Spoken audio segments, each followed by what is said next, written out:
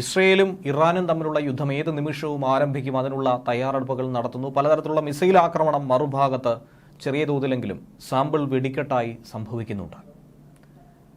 ഇനി ഏത് ദിവസം അതിരൂക്ഷമായ യുദ്ധമായി ഇത് തുടങ്ങുമെന്നുള്ള ആകാംക്ഷ മാത്രമാണ് നിലനിൽക്കുന്നത്. എന്ത് സംഭവിച്ചാലും തങ്ങളുടെ അഭിമാന പ്രശ്നമായി നിൽക്കുന്ന ഒരു വിഷയമായതുകൊണ്ട് ഇറാൻ ഒരടി പോലും പിന്നോട്ട് പോകില്ല എന്നാണ് ഇറാന്റെ പരമോന്നത നേതാവ് ആയത്തുള്ള അലി ഖമേനി പറഞ്ഞിരിക്കുന്നത്. ഈ സാഹചര്യത്തിൽ ഇസ്രയേലിന് മുന്നിൽ നിന്ന് നയിക്കാനായി എല്ലാവിധ സഹായവും നൽകി അമേരിക്ക കൂടി പോർമുഖത്തേക്ക് വരുമ്പോൾ പുതിയൊരു യുദ്ധമുഖം തന്നെയാണ് തുടങ്ങുന്നത്. അമേരിക്കയുടെ ഭാഗത്തു നിന്നും വളരെ തന്ത്രപ്രധാനമായ ഒരു സൈനിക നീക്കം കൂടി ഇതിനിടയിൽ നടക്കുന്നുവെന്ന സൂചന ലഭിക്കുന്നുണ്ട്. ഇറാനും ഹിസ്ബുള്ളയും ചേർന്നുകൊണ്ട് സംയുക്തമായി തന്നെയായിരിക്കും ആക്രമണം നടത്തുന്നത്. അതും ഒരിക്കലും രണ്ട് സമയത്തായിരിക്കില്ല, ഒരേ സമയം തന്നെയായിരിക്കും ഇസ്രയേലിനെ തകർക്കാനായിട്ടുള്ള, ഇസ്രയേലിനെ നിലംപരിശാക്കാനുള്ള നീക്കം നടത്തുന്നത്. ഇനി ഇറാനും ഹിസ്ബുള്ളയും ചേർന്നാണ് ആക്രമണം നടത്തുന്നതെങ്കിൽ ഇതുവരെ കാണാത്ത രീതിയിലുള്ള തിരിച്ചടിയായിരിക്കും തങ്ങളുടെ ഭാഗത്തു നിന്നും ലഭിക്കുക എന്നാണ് ഇസ്രയേലും വ്യക്തമാക്കുന്നത്. യുദ്ധക്കപ്പലുകളും മറ്റ് സൈനിക സഹായങ്ങളുമൊക്കെ അമേരിക്ക ഇസ്രയേൽ തീരത്തേക്ക് അയച്ചതോടെ ഇനിയൊരു ആക്രമണം ഉണ്ടായാൽ അതിനെ ശക്തമായി പ്രതിരോധിക്കാൻ അമേരിക്ക തന്നെ മുന്നിലുണ്ടാകുമെന്ന സൂചന ലോകരാജ്യങ്ങൾക്ക് മുന്നിൽ നൽകിക്കഴിഞ്ഞു. അമേരിക്കയ്ക്കും ഈ യുദ്ധത്തിൽ ചെറുതല്ലാത്ത ഒരു താല്പര്യമുണ്ട് എന്ന് വേണം പറയാൻ.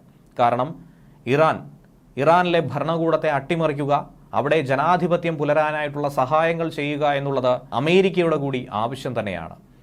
ഇറാനിലെ ചില തീവ്രവാദ സംഘങ്ങൾ, ഹിസ്ബുള്ളയും അതുപോലെ ഹമാസും അടക്കമുള്ള സംഘടനകൾ ഒരു തരത്തിലല്ലെങ്കിൽ മറ്റൊരു തരത്തിൽ അമേരിക്കയ്ക്കും തലവേദനയാണ്. ഭാവിയിൽ അത് ദൂരവ്യാപക പ്രത്യാഘാതമുണ്ടാക്കുമെന്ന തിരിച്ചറിവ് അമേരിക്കയ്ക്കുണ്ട്. അതുകൊണ്ടാണ് ഇസ്രയേൽ ആക്രമിക്കുന്നെങ്കിൽ ഇസ്രയേലിന്റെ ലേബലിൽ അവർക്ക് പിന്തുണ നൽകുന്ന സുഹൃത് രാജ്യമെന്ന പേരിൽ അമേരിക്ക കൂടി പോർമുഖത്തേക്ക് ഇറങ്ങുന്നത്. അമേരിക്കയുടെ ഏറ്റവും പ്രധാനപ്പെട്ട സൈനികരെ തന്നെ ആയിരിക്കും യുദ്ധമുഖത്തേക്ക് അയക്കുന്നത്. ഇറാന്റെ ആക്രമണം ഉണ്ടാവുമെന്ന് ഉറപ്പായതോടെയാണ് ജനങ്ങളോട് മുൻകരുതലെടുത്ത് നിൽക്കാനായി ഇസ്രയേൽ ഇപ്പോൾ ആവശ്യപ്പെട്ടിരിക്കുന്നത്. വാർത്താ ഏജൻസികൾ ഇപ്പോൾ ഇതേക്കുറിച്ചുള്ള റിപ്പോർട്ട് പങ്കുവെക്കുന്നുണ്ട്. ആവശ്യത്തിനുള്ള ഭക്ഷണവും വെള്ളവും ഒക്കെ തന്നെ തങ്ങൾ കരുതിയിരിക്കണം. വളരെ സുരക്ഷിതമായ താവളങ്ങൾ കണ്ടെത്തി അവിടേക്ക് മാറി താമസിക്കാനുള്ള എല്ലാ തയ്യാറെടുപ്പുകളും നടത്തണമെന്നുള്ള മുന്നറിയിപ്പാണ് ബന്ധപ്പെട്ടവർക്കായി നൽകുന്നത്. ഇസ്രയേലിനെ നേരിടാനായി ഇതുവരെ തങ്ങൾ ഉപയോഗിച്ചിട്ടില്ലാത്ത പല തരത്തിലുമുള്ള ആയുധങ്ങൾ ഉപയോഗിക്കുമെന്ന മുന്നറിയിപ്പും ഇറാൻ നേരത്തെ നൽകി. അതൊക്കെ തന്നെ ആണവായുധങ്ങളായിരിക്കുമെന്നുള്ള സൂചനയാണ്, അഭ്യൂഹങ്ങളാണ് പരക്കുന്നത്. ഒരുപക്ഷെ അങ്ങനെ ഒരു ആക്രമണം നടന്നു കഴിഞ്ഞാൽ ഇന്നേ വരെ കണ്ടിട്ടുള്ളതിൽ വെച്ച്, ഭൂമുഖത്തുണ്ടായതിൽ വെച്ച് ഏറ്റവും ഭീകരമായ ഒരു യുദ്ധമായി ഇസ്രയേൽ ഇറാൻ യുദ്ധം മാറുമെന്നാണ് മനസ്സിലാക്കുന്നത്. ഇറാന്റെ ആക്രമണം അവഗണിക്കാൻ ഒട്ടും തന്നെ കഴിയില്ല എന്നും അതുകൊണ്ട് അതിനെ ശക്തമായി പ്രതിരോധിക്കുമെന്നുമാണ് ഇസ്രയേലും പറയുന്നത്. എന്ത് തന്നെ സംഭവിച്ചാലും തങ്ങൾ ഒരടി പോലും പിന്നോട്ടില്ല. തങ്ങളുടെ ആവശ്യം, ബന്ദികളുടെ മോചനം, അതിൽ ഉറച്ചു തന്നെ നിൽക്കുകയാണ്. ഒപ്പം തന്നെ ഹമാസിന്റെ ഉന്മൂലനവും. ഇനി ഒരു കാരണവശാലും തങ്ങൾക്ക് പിന്നോട്ട് പോകാൻ കഴിയില്ല. നാളെ ഒരു സമയത്തും സമാനമായ രീതിയിൽ ഇപ്പോൾ സംഭവിച്ചതുപോലെ തന്നെ വീണ്ടും ആക്രമണം ഉണ്ടാകാം.